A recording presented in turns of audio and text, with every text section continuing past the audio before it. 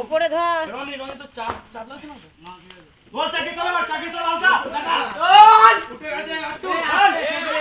আস্তে ই সামলে এ ডান দিকে রে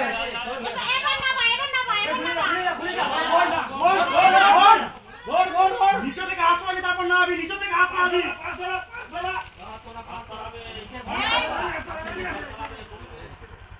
এ পুরোটা সোজা করে এ